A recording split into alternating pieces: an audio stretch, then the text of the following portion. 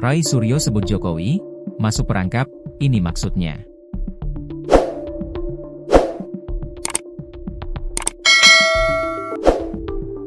Presiden ke-7 Republik Indonesia Joko Widodo atau Jokowi mendatangi SPKT Polda Metro Jaya pada Rabu, 30 April 2025, pagi.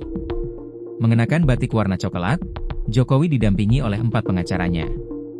Tanpa pengawalan ketat, Jokowi sendirian membuat laporan polisi terkait tudingan ijazah palsu yang kerap dihembuskan oleh sejumlah pihak. Pakar telematika Rai Suryo satu di antara orang yang kerap menuduh Jokowi berijazah palsu. Terkait laporan Jokowi ke polisi, Rai Suryo menyambutnya positif. Sambil berkelakar, dia mengatakan jika Jokowi masuk perangkap. Perkembangan menarik seperti tadi yang sudah saya infokan dan disampaikan langsung oleh Pak Ahmad Basibudin. Betul, ini juga kebetulan Joko Widodo memberikan laporan langsung di Polda Metro Jaya, kata Rai Suryo, Rabu, 30 April 2025, di Gedung Juang Menteng, Jakarta.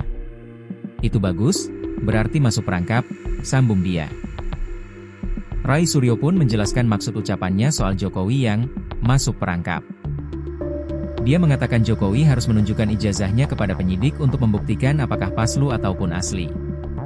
Berarti apa?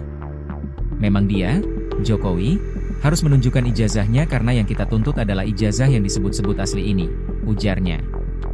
Dan kalau nanti pemeriksaan itu ternyata di luar apa yang kita sajikan selama ini ya kita siap adu. Adu data, adu kebenaran, jelasnya. Rai Suryo pun meyakini apa yang dilakukannya bersama sejumlah aktivis untuk membongkar ijazah palsu Jokowi akan terus dilakukan. Sebab dia menegaskan apa yang disampaikannya berdasarkan data dan analisa mendalam. Jadi teman-teman semua, sebelum teman-teman yang sudah saya sampaikan kalau memang terbukti nanti bohong ya konsekuensinya jelas-jelas, dan yang terakhir ini bukan ujung dari perjuangan kita, kata dia. Masih panjang selamatkan Indonesia dari tragedi yang luar biasa buruk dan memalukan ini, tandasnya.